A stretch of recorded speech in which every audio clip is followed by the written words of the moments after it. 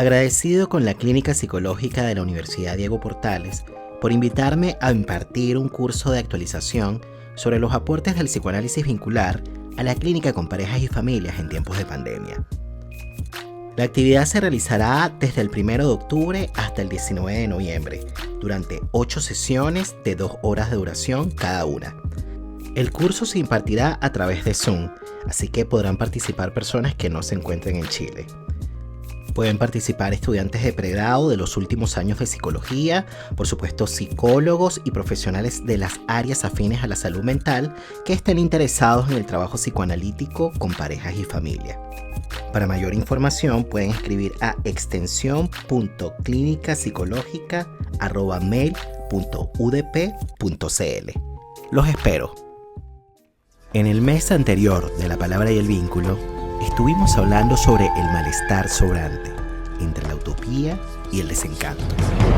Todos los episodios están disponibles en YouTube y en Spotify. No se lo pierdan. Para Manuel Lorenz, psicólogo venezolano, vivir afuera de tu país es vivir dividido. Los que somos venezolanos migrantes tenemos una parte de nuestra atención puesta en la realidad inmediata, en la exploración de nuevos retos, nuevos códigos a descifrar, y otra parte de la atención puesta en las redes sociales, intentando tomarle el pulso al país que se quedó atrás, con el pensamiento en las personas queridas que enfrentan miles de dificultades diarias. Abres los ojos y estás ante una realidad nueva y exigente, pero llena de posibilidades. Cierras los ojos y recuerdas los rostros de las personas que dejaste atrás. Para la inserción en otro país se necesita, entre otras cosas, aguante, apoyo e ingenio, pero sobre todo darle lugar a la nostalgia, un recurso afectivo pariente del duelo, que en algún punto nos permite avanzar, a diferencia de lo que sucede con la melancolía, donde el pasado nos toma por completo, comprometiendo nuestro devenir como sujetos de mundo. Y es que cuando eres migrante, reconoces que dar un paso adelante es prácticamente una tarea obligatoria, una condición para la construcción de algo nuevo con lo que tu país de origen sembró en ti. Yo soy Nelson Ruiz y les doy la bienvenida al ciclo de episodios del mes de septiembre, Vivir divididos, florecer lejos de casa, donde hablaremos con venezolanos en distintas ciudades sobre la sobrevivencia, desde la psicología, la filosofía y el psicoanálisis. Y este episodio llega a ustedes gracias a Global Mind Therapy, consultora de psicología social orientada a la intervención de grupos, equipos de trabajo y comunidades, y al apoyo de todos ustedes a través de patreon.com/La Palabra y el Vínculo.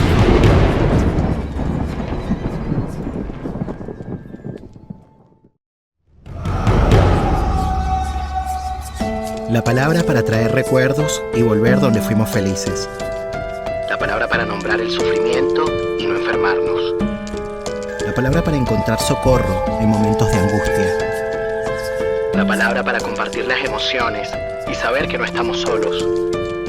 La palabra para denunciar el abuso y transformar amargas realidades.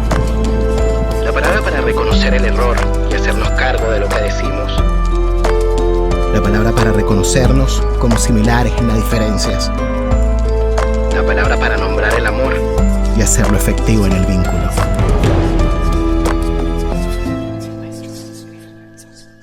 Damos la bienvenida a un nuevo episodio del podcast La Palabra y el Vínculo.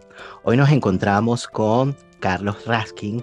Carlos Raskin es médico, psiquiatra y psicoanalista venezolano. Es presidente de la Sociedad Psicoanalítica de Caracas y estoy muy contento de que esté acá participando en el podcast de La Palabra y el Vínculo. ¿Cómo estás, Carlos? Bienvenido a La Palabra y el Vínculo. Nelson, un gusto estar en ese espacio tan gratamente concurrido por amigos y colegas, personas que respeto y admiro, ¿eh? Y te felicito por el trabajo que estás haciendo de convocatoria y de difusión. Bueno, te agradezco muchísimo tu participación. Fuera de las grabaciones les decía a Carlos que estaba muy contento de que estuviese acá porque bueno, él al igual que las otras personas que han participado de este ciclo de conversaciones del mes de septiembre, me parece que de alguna manera representan, digamos, una deuda que tenía pendiente, ¿no? Con el podcast porque bueno, era importante, ¿no? La presencia de la venezolanidad acá en La Palabra y el Vínculo. Hay un escrito que presentó Carlos en un encuentro de la Federación Psicoanalítica de América Latina. Un escrito que tiene que ver sobre la migración, perspectiva psicoanalítica desde el caso de Venezuela. Y sobre eso vamos a conversar. Carlos dice lo siguiente: la migración es un acto que se activa en la relación del ser humano con su entorno y presente. Si pensamos en un sentido histórico, se conoce que el hombre comenzó por ser un migrante, un nómada que se iba moviendo guiado por la necesidad de buscar, recolectar, cazar y pescar su alimento, hasta que aprendió a cultivarlo, a criarlo y a hacer de su entorno un lugar seguro y viable para sobrevivir. La continuidad y acierto de ese proceso de sobrevivencia y coexistencia genera sentimientos y creencias de membresía, una suerte de confianza básica en el psiquismo. Y de esta manera podemos iniciar la conversación. Hay tres palabras que me quedaron dando vuelta, tres significantes con lo que podríamos partir esta conversa y que tienen que ver con migración, sobrevivencia y confianza. ¿Cómo articular estas tres palabras, no? ¿Cuál es la relación que tienen la migración, la sobrevivencia y la confianza?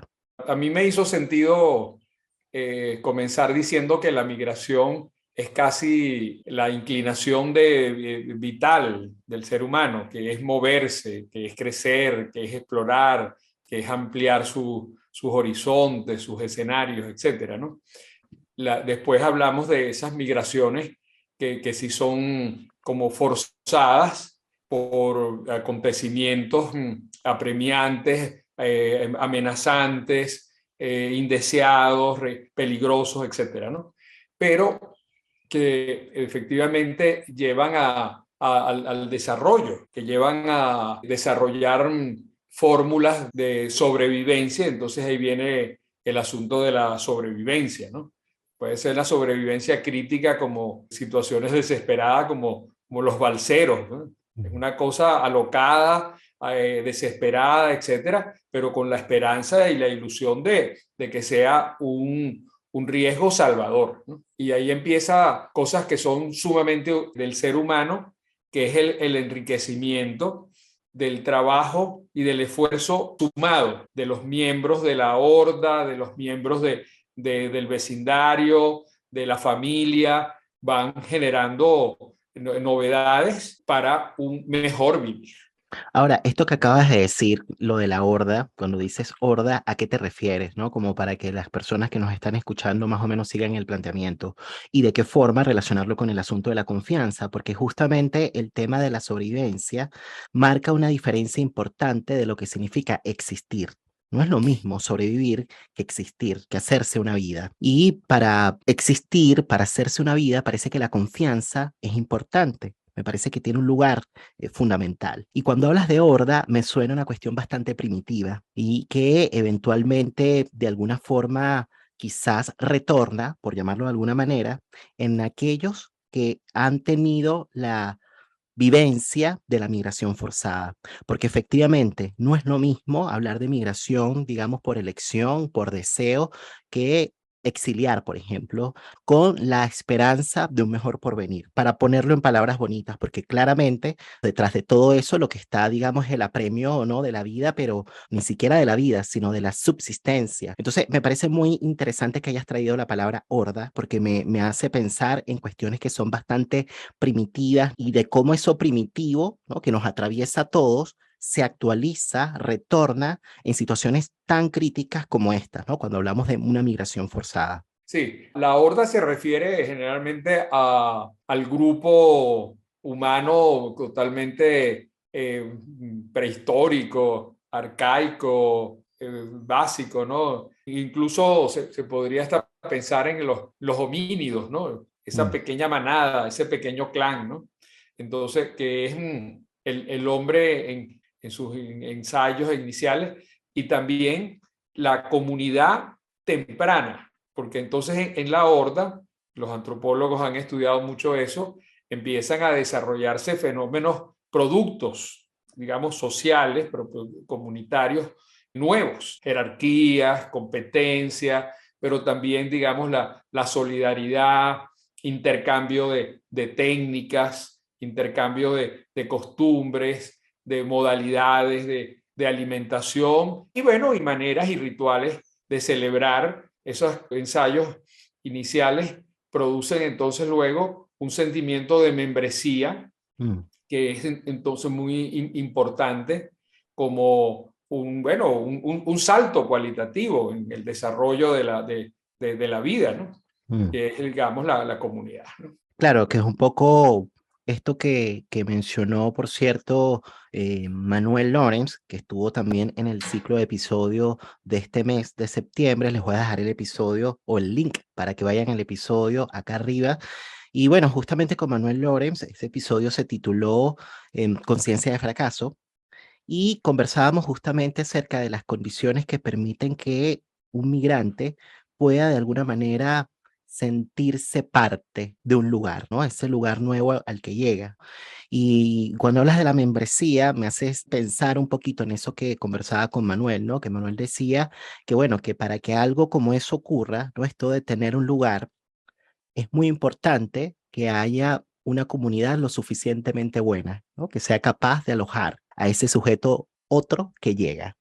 Y estaba pensando a propósito de esto que mencionas, ¿no? De la membresía y de lo que significa tener un lugar y hacerse una vida en otro espacio. Una cosa que tú mencionabas es que la migración está ligada justamente, bueno, al cambio, ¿no? Voy a ir a tus palabras, voy a ir al texto como para recuperar un poquito las cosas que mencionabas y a partir de allí seguir conversando. Tú decías, el problema psicológico de la migración es la confrontación de un estado crítico en el cual entra la realidad habitual de una persona y especialmente de una comunidad, que podríamos decir esa comunidad que en teoría acoge, y digo en teoría porque no siempre sucede, que impone la necesidad de cambiar y buscar otro lugar como un asunto de sobrevivencia.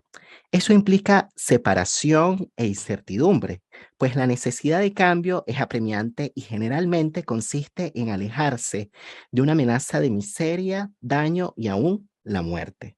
Y claro, pensaba mucho en esto que decías de el desarrollo de, qué sé yo, de técnicas, de intercambio, pero algo tiene que quedar atrás también, algo tendría que quedar atrás como para que algo nuevo tenga lugar, ¿no? Para que ese sujeto otro efectivamente pueda de alguna manera desarrollarse, ¿no? Poder crecer y hacerse un lugar en ese otro territorio que habita. Y pensemos un poquito en eso, en las condiciones de posibilidad. Manuel mencionaba que haya una comunidad lo suficientemente buena permite que algo del pasado pueda tener un lugar, que él decía algo así como que quedemos en paz con el pasado, que no necesariamente quedemos petrificados con una posición quizás un poco melancólica, ¿no? De aquello que quedó atrás, porque efectivamente para poder vivir y hacerse una vida, bueno, hay que avanzar. Existirán otras condiciones de posibilidad que permitan justamente que algo, digamos, de lo nuevo tenga lugar. Bueno, eso también es ley de vida, que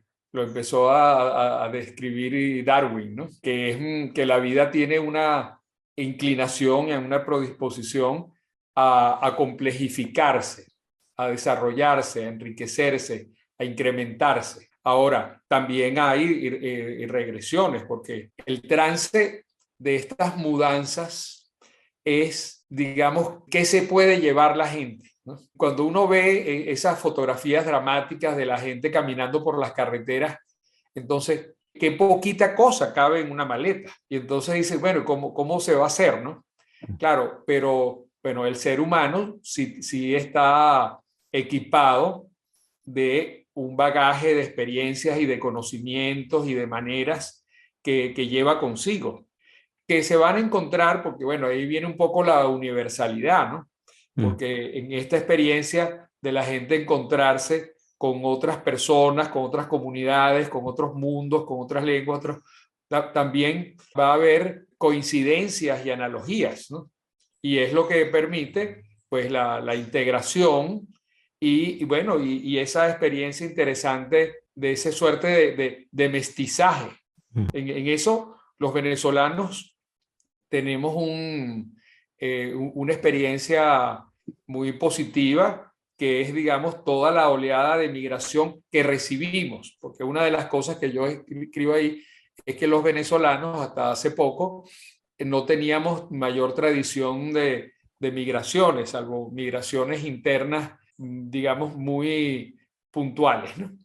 Pero luego, después de la Segunda Guerra Mundial, bueno, Venezuela fue uno de los lugares predilectos y confiables de comunidades de portugueses, españoles, italianos, judíos, y luego de los colombianos, nuestros vecinos, también hubo una oleada. Entonces, y se hicieron parte de esta comunidad y nos aportaron montones de cosas, las exposiciones que se han hecho muchos años después de lo que aportaron cada una de estas migraciones, son una experiencia gratísima de enriquecimiento en la arquitectura, en los educadores, en las comidas, en las canciones, en fin, muchas cosas, ¿no? Entonces, ese fenómeno de encuentro y de potenciación de los equipajes que porta cada grupo humano, bueno, es una cosa que es inherente a esto. Claro, también está estas migraciones que estamos viendo, esta diáspora venezolana, es muy dramática también. Este paso por la selva del Darién, eso es algo dantesco. Eso es el infierno de Dante. Pero también vemos que venezolanos que están equipados de muchas cosas buenas empiezan a triunfar y empiezan a llegar siempre en las redes noticias de los grupos de médicos que están haciendo una labor extraordinaria en Chile, en Argentina, en España, en lugares en donde son sumamente apreciados, ¿no? O individualidades que, bueno, que se destacan en lugares como el MIT, en la NASA, artistas, Dudamel, entonces, director de la Orquesta Filarmónica de Los Ángeles, ¿no? Entonces, son, digamos, cosas en donde la venezolanidad encuentra, digamos, o cayó en tierra propicia y entonces germinan y son muy exitosos, ¿no? Utilizaste una palabra, dijiste coincidencia.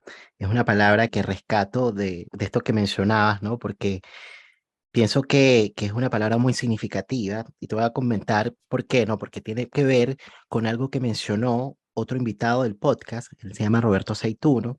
Roberto Aceituno es un psicoanalista chileno. Él fue director del Magíster de Psicología Clínica que hice acá en la Universidad de Chile. También ha sido decano de la Facultad de Ciencias Sociales de la misma universidad. Y bueno, les voy a dejar el episodio acá arriba colgado en YouTube para que vayan para allá. Ese episodio se tituló Sobrevivir a la locura. Y en ese episodio estuvimos comentando un libro que se llama Lecciones de la locura, de Jean-Max Godelier. Y justamente Jean-Max Godelier menciona que la coincidencia es algo que es fundamental como para que algunas verdades históricas puedan tener lugar. Otra palabra que utilizaste fue la del encuentro y me parece que esto que tú traes es bastante complementario a lo que apuntaba por ahí Manuel, porque Manuel decía, bueno, sí, que hay una comunidad lo suficientemente buena que sea capaz de bancarnos, incluso en los momentos en los que no estamos del todo bien. Pero tú traes algo adicional que tiene que ver con lo que permite que, primero, que haya tejido, que haya lazo, que haya vínculo, el encuentro. Pero la coincidencia, dice este autor, que es como un motor de una inscripción de una verdad histórica que ha sido silenciada. Entonces, volviendo a la pregunta, ¿no? De las condiciones de posibilidad que permiten que podamos estar en paz con el pasado y que podamos avanzar e imaginar un futuro. Una de las condiciones de posibilidad tiene que ver justamente con que quizás a partir del encuentro con otros, en otras latitudes, en otros espacios, en otros territorios, que de alguna manera sirvan de testigo de algunas verdades que han quedado de alguna manera desmentidas, porque de alguna manera los venezolanos tenemos más o menos claro lo que ha ido sucediendo. Y digo más o menos claro porque ahí hay toda una complejidad, ¿no? Efectivamente, pero es un hecho obvio que hay una diáspora que surgió en consecuencia de cuestiones que han ido sucediendo en el plano de lo político. Pero el tema de la coincidencia acá es importante porque justamente permite que de alguna manera podamos tener como una aproximación a lo real. Y te lo digo así un poco para traer mi experiencia estando acá en Chile, de cómo quizás a propósito de algunas conversaciones que he tenido con amigos chilenos, hemos podido coincidir en cuestiones que están relacionadas con lo que se padece, con lo que se sufre, cuando de pronto ha sido, digamos, víctima, ¿no? De un sistema que es totalitario. ¿Qué pasa cuando eso sucede, no? ¿Cuáles son los desgarros que producen al yo, no? ¿Cuáles son los traumatismos políticos y sociales que eso acarrea? Pero bueno, quería rescatar esa palabra. La coincidencia me parece muy importante porque me parece que para que alguien pueda avanzar, su historia de alguna manera tiene que tener lugar. Una verdad que eventualmente ha sido desmentida o rechazada, que haya un otro social que sirva de testigo y que la legitime y que le dé lugar a eso. Me parece que eso es una condición de posibilidad justamente como para que algo de lo real pueda inscribirse, ¿no? Y podamos tener quizás incluso algo de elaboración de lo traumático. Aquí cabe una distinción entre dos términos, que es el del exilio y de la migración, que es distinto. La diáspora venezolana comenzó por exilio y el exilio es un castigo, una condena, un rechazo, una exclusión, y fue con los perseguidos políticos. Y así comenzó entonces la diáspora, con sobre todo los primeros en el año 2002, por allí, la persecución a la gente que, digamos, llevaba la principal empresa de Venezuela, que se llamaba PDVSA, una empresa además venezolana que había sobrevivido a una coyuntura inquietante que era la nacionalización, la estatización, como lo queramos llamar, pero que fue una coyuntura inquietante porque no se sabía si los venezolanos iban a poder llevar adelante toda esa maquinaria productiva que era la empresa petrolera. Y se logró. Y se logró, y no solamente se logró, sino que se empezó a hacer con más ahínco eso que parecía un mito, que era la consigna de sembrar el petróleo. Eso lo dijo Larpietri en 1936-37. Entonces había mucho petróleo, pero no sabíamos qué hacer con tanto petróleo y con tantos ingresos. La época democrática y la época de la nacionalización abrió el camino de realmente sembrar el petróleo con programas tan, digamos, de echar raíces y de crear piso como el Plan Mariscal de Ayacucho. Y la expansión de la educación, de pasar de 12 universidades a 120 y pico universidades. Pero sabes que te quería preguntar algo, Carlos, porque fíjate que, bueno, tuve la suerte de participar en abril. Ustedes realizaron un encuentro sobre psicoanálisis vincular. Sí. Y bueno, digo toda la suerte porque siempre he participado, yo le decía a Manuel, en seminarios, encuentros, en eventos organizados por instituciones psicoanalíticas, pero del sur. No había participado en una del Caribe y de Caracas. Fue para mí como viajar de alguna manera. Estuve allí escuchando distintas presentaciones que hicieron muy interesantes y hubo una mesa en la que se habló sobre el tema migratorio, ¿no? Psicoanálisis, vínculos y migración se llamó la mesa. En esa mesa participó Carlos Padrón y él decía lo siguiente: un inmigrante es un representante de lo que no tiene lugar en el campo de la semejanza. Nos trae una diferencia, pero también es un representante de lo impropio, de lo ajeno, de lo extranjero en lo familiar. Estar en el limbo es una sensación típica del migrante, ¿no? No sentirse ni de aquí ni de allá. Pero luego, a propósito de esa presentación, surgió en el conversatorio la idea de que el venezolano que se quedó allá, de alguna manera se siente también migrante, que de alguna manera se siente como que ajeno a su propio país, porque ha dejado de ser el mismo en todos estos años, ¿no? Y tiene mucha relación con lo que tú venías mencionando hace un ratito. ¿Cómo pensar esto, no? ¿Cómo es tu punto de vista? Porque fíjate que, bueno, le comento a las personas que nos escuchan que, bueno, que los distintos invitados que han participado en este ciclo de episodios del mes septiembre, bueno, están todos regados en distintas partes del mundo, ¿no? Mariela está por Madrid, Gaby y Franz están en Ámsterdam, Manuel estaba en La Paz, recientemente se acaba de mudar a Barcelona, pero Carlos está en Caracas. Y quería escuchar tu mirada, Carlos, a propósito de esto que te decía, ¿no? ¿Qué tan cierto es esto, ¿no? De que el venezolano de hoy se siente un poquito como migrante, como ajeno a su propio país. Bueno, claro, el sentimiento de extrañeza es que estas cosas que estaba diciendo que habían comenzado a construirse en un largo Mm, periodo de más participación, de más inversión, de más libertades, etcétera, entró en una fase que parecía la redención, porque a los países les puede ocurrir eso, mm, que son, digamos, tomados por una corriente transformadora, redentora, equívoca, que se llama el populismo. Y entonces crean, entre otras cosas, en esa especie de terremoto, de tsunami que se genera, esta fisura del país entre los que se quedan en el país y los que se van del país. Entonces somos un país partido. Yo tengo la mitad de mi familia viviendo en España.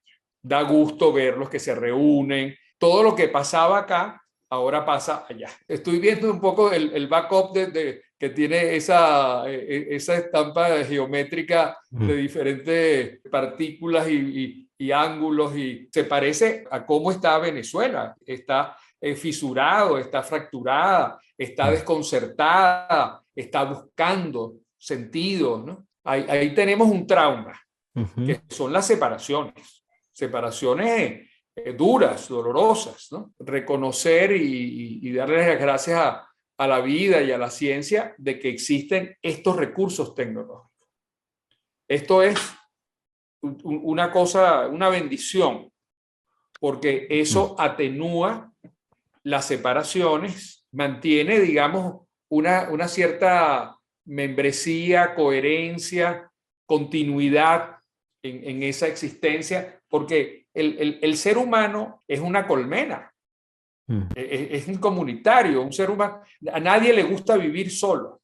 Las famosas historias de la literatura de el hombre solo, ¿cuál es? El náufrago. La película El náufrago, que es lo más Claro. cercano, Pero pero claro, pero necesitas, porque haces referencia a esta película y bueno, y este protagonista bueno, que fue interpretado por Tom Hanks, sobrevivió a propósito de que se construyó un personaje imaginario, un otro igual, que fue un objeto de transición de alguna manera. bueno, aparte de su habilidad, debe haber sido Boy Scout, como yo fui en mi juventud, ¿no?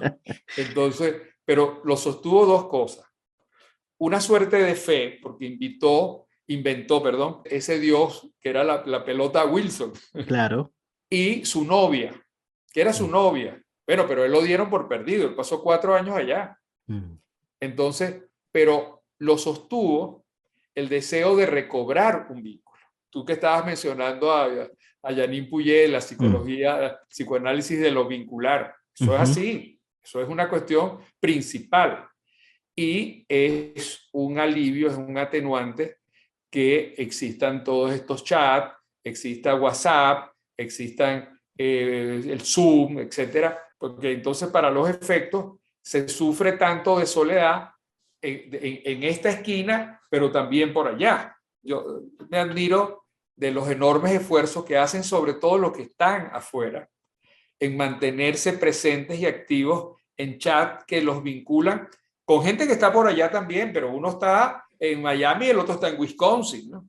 Mm. Y bueno, y hay unos cuantos que seguimos en Caracas, ¿no? Ese encuentro es una bendición, satisface una necesidad que no se puede explicar, pero que es principal, y es como que algo hace sentido, algo vuelve a tener coherencia, ¿no? Es muy interesante que hayas traído esta palabra de la separación, esta idea de la separación, porque claro, hay separaciones que son necesarias justamente para el desarrollo, para la vida. Hay separaciones que son vitales y hay separaciones que tienen la marca, digamos, de lo mortífero, ¿no? Que están un poco relacionado con esto que hemos ido hablando, ¿no? Que eventualmente tienen un potencial traumático también. Entonces, claro, un ejemplo, y tú lo mencionas en esta presentación, en este escrito, es que, bueno, una separación que tiene un carácter vital, está relacionada, por ejemplo, con lo que sucede con el destete, ¿no? Tú ponías ese como ese ejemplo, ¿no? El destete es necesario para la vida. Incluso salir del útero.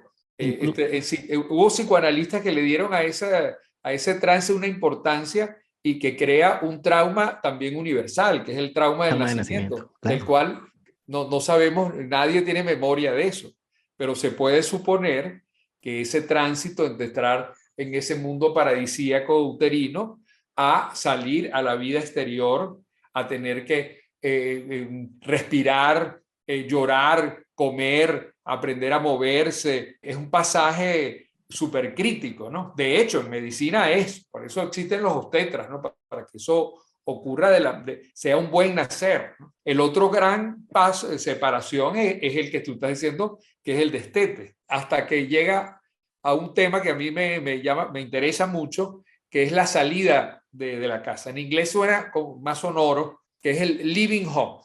Ahora, a la hora de ponerle nombre a eso, es muy difícil encontrar la palabra, porque irse es así como si fuera una ruptura.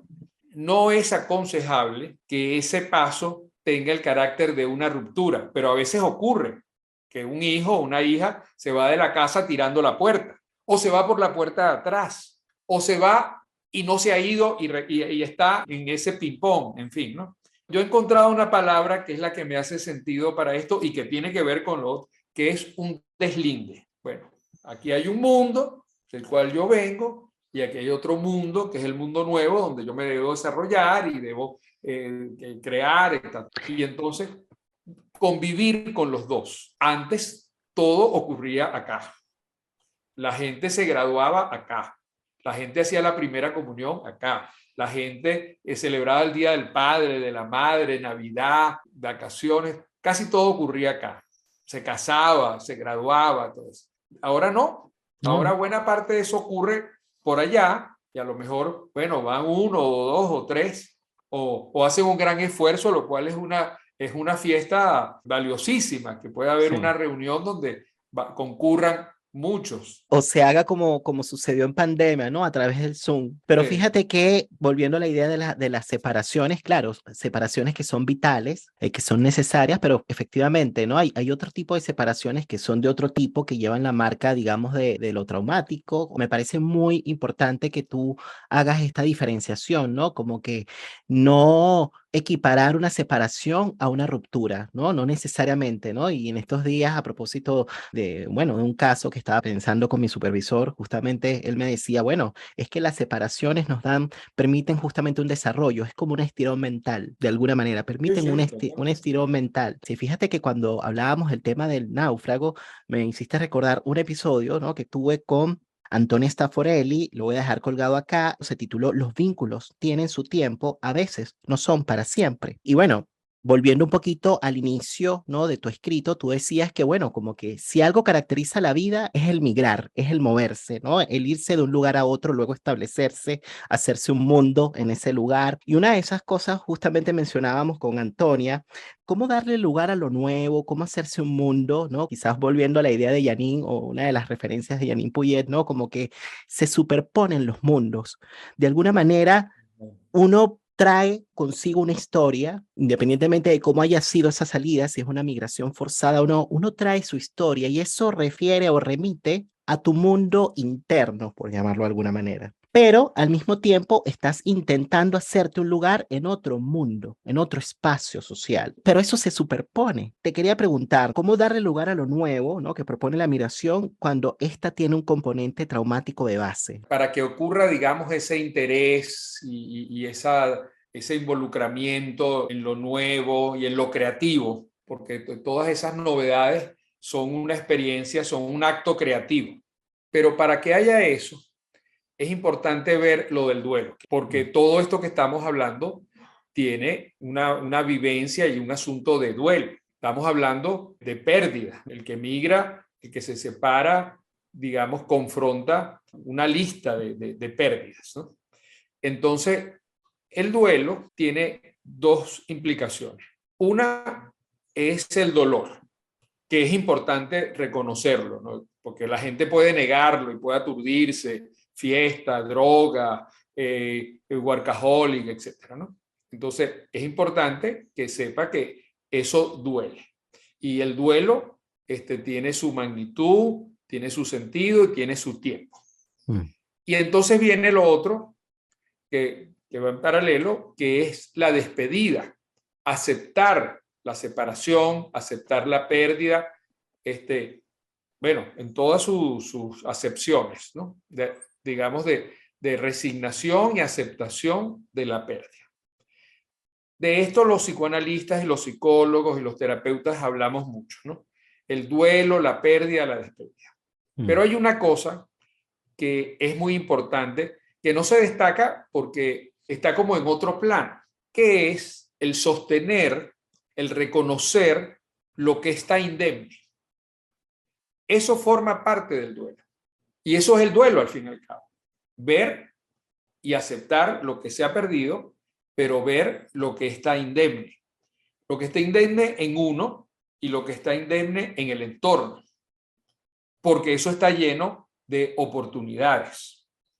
Y eso se dice rápido y parece obvio, pero quien trabaja, digamos, acompañando pacientes o si ve sus propios duelos, cuando una persona sufre una pérdida muy dramática, lo perdió todo. La vivencia es que todo se acabó. Lo conversé con Manuel, ¿no? Que bueno, que no siempre los duelos ocurren o no siempre los duelos tienen lugar, digamos, no solo por cuestiones relacionadas con el sujeto, sino a propósito también de cómo está el contexto, de cómo es el entorno. Hay entornos que no son facilitadores, ¿no? Y por eso es que apareció la idea de las comunidades lo suficientemente buenas, porque efectivamente, como para que se pueda de alguna manera inscribir algo, para que se pueda reconocer algo y no necesariamente negarlo, ¿no? Y que yo pueda estar con cierta disposición también subjetiva, ¿no? Para darle lugar a eso, ¿no? Aceptarlo y tramitarlo. También es cierto que algo tiene que pasar con mi entorno, o sea, tienen que haber condiciones del entorno que faciliten todo ese trabajo psíquico, que me permitan a mí luego quizás sentarme y hacer esa elaboración. ¿Cómo pensar las condiciones externas que facilitan el trabajo del duelo? Bueno, ahí entran muchos factores, ¿no? Ese entorno suficientemente bueno que Manuel recoge esa expresión tan sabia de Winnicott. Allí es un abanico de cosas, o sea, creo que la persona cuide de no estar demasiado solo, la importancia de tener esa inclinación de comunicación, de encuentro, de amistad, etcétera, y eventualmente también una persona que tenga un ambiente que tenga cierta gestión y función terapéutica. O sea, alguien que escuche básicamente. Alguien que escuche, qué sé yo, a lo mejor gente que hace yoga, crea acompañamiento, crea un poco de paz, crea recomendaciones saludables, etcétera, ¿no? Cuidar de las comunicaciones, de los vínculos. Yo tengo recuerdos de una situación familiar en donde murió mi abuela y una tía, su hija, le tocó eso, pero estoy hablando de los años 60. Y bueno, lo que había allí era una llamada telefónica. Y esa llamada telefónica era larga distancia, muy corta, muy cara. Yo fui testigo de que mis abuelos, mis tíos, mis padres, los mayores, etcétera, fueron llorando unos minutos y pasaba el otro a acompañar a mi tía que lloraba por el otro lado.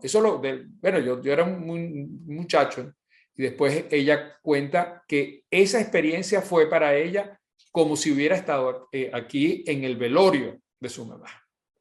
Entonces, cuando yo veo, pero qué bendición que existan videollamadas ilimitadas, ¿no? Yo conozco una mamá que se le fue una muchacha de 17 años, graduada de bachiller, a vivir sola en un pueblito, en una universidad estupenda en Estados Unidos, pero un pueblito íngreme y sola. Prendían Skype, no había el Zoom. Skype, y la muchacha estaba sentadita ahí estudiando, y la mamá estaba ahí haciendo sus labores, escribiéndose, entonces, y más nada. Y bueno, y eso era muy importante porque esa niña se sentía sumamente desamparada y sola y perdida en el medio de la nada. Entonces, estas cosas son una bendición, se Mm. deben usar. Claro, no solamente esa cosa, sino, bueno, ahí está el ingenio, ¿no? De una mamá que tiene como el feeling de ver, esta niña se siente muy, muy sola, se siente confundida, hoy te hacen rara, ¿qué te pasa? Etcétera. Bueno, y puede estar en Australia, ¿no? Eso digamos, de luchar con la distancia y la soledad, aplica si está en Australia o si vive en su propia casa, ¿no?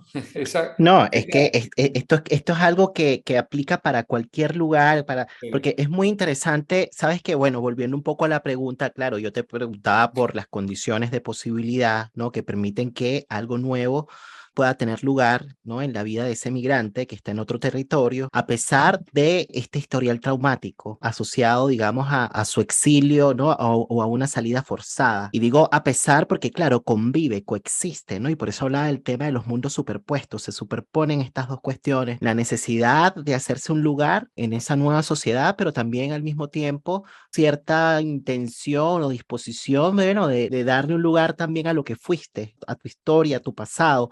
Y claro, tú has traído la idea de que alguien que escuche y has traído la palabra varias veces, la bendición. Has dicho varias veces esta palabra, la bendición, y bueno, es muy interesante porque traes algo muy cultural, algo muy de la cultura venezolana, ¿no? Creo que este episodio va a ser el número 65 o 66.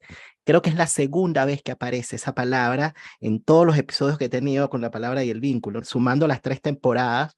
Y me parece muy interesante que haya aparecido en esta conversación, digamos, en el marco de este ciclo que tiene que ver con la venezolanidad, porque me parece que estás trayendo algo de la memoria histórica, algo que está conectado con nuestro gentilicio, con nuestra cultura, con nuestras costumbres, creencias, etcétera. Y me parece que tiene mucho que ver con la pregunta, porque es algo así como que para poder estar en paz con tu pasado, para poder dar un lugar a eso nuevo e imaginar futuro, parece que algo de tu historia tiene que estar allí. Y puede sonar como contradictoria, pero no es para nada contradictorio. Es algo así como, bueno, porque también traías la figura de la madre que está del otro lado de la pantalla acompañando a su hija, claro, ¿no? ¿no?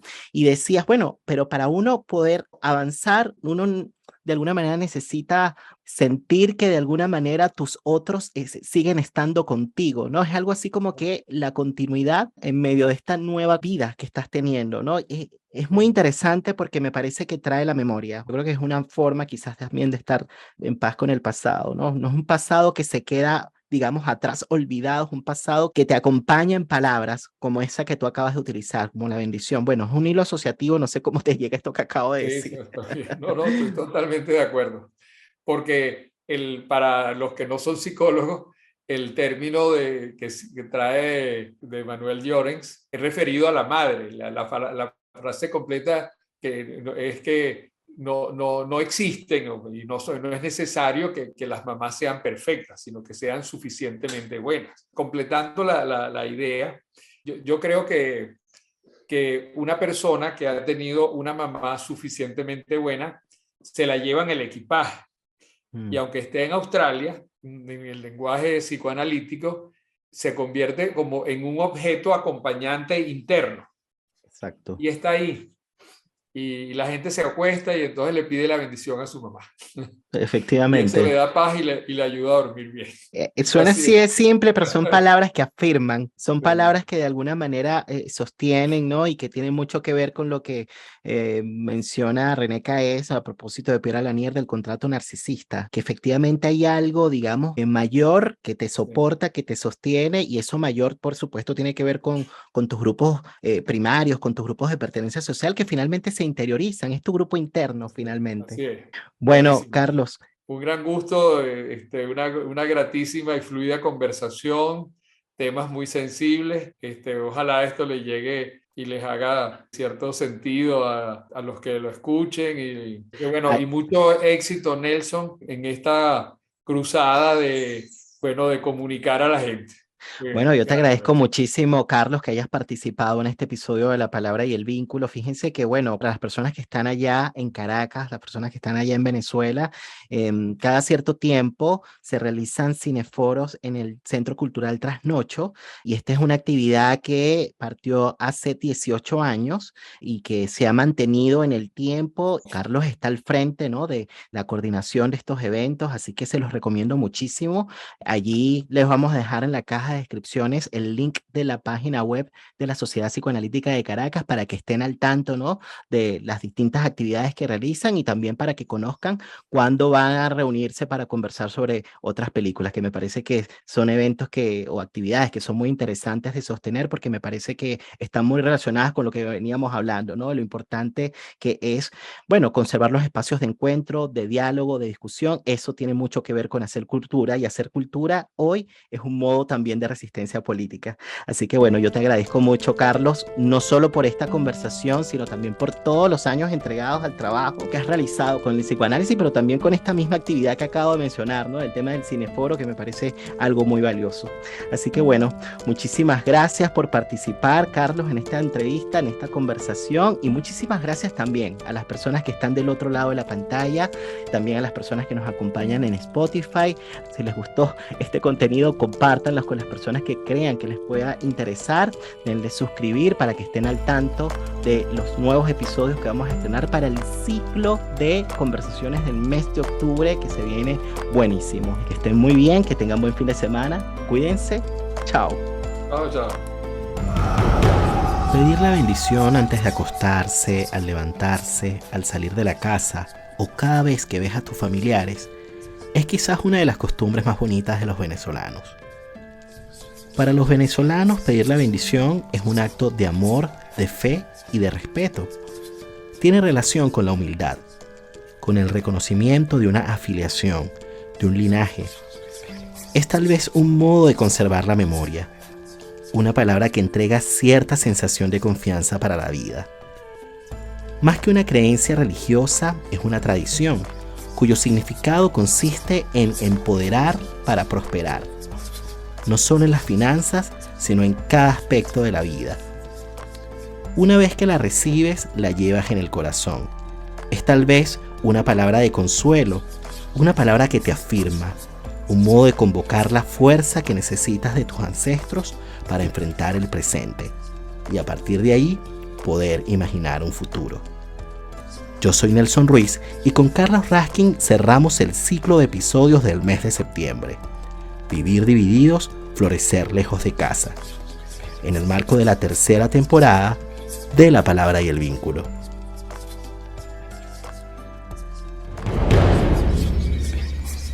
Se puede vivir una vida en la que no se haga otra cosa que escapar de uno mismo. El psicoanálisis se propone como objetivo hacernos descubrir todo lo que ignoramos, hacernos afrontar lo penoso, lo más escandaloso de nuestro ser. No solamente los deseos eróticos prohibidos, sino también nuestra ambición por el poder, nuestra avaricia insospechada, nuestro narcisismo infantil, nuestra agresividad asesina, nuestra locura. ¿Cuáles son las consecuencias de aquellos que viven cómodamente a distancia de su inconsciente? ¿Cuántas vidas arruinadas por la falta de palabras y vínculos que iluminen la oscuridad? Nos dicen que los fantasmas no existen, pero todos sabemos que no es cierto. Existen y pueden ser sobrevivientes.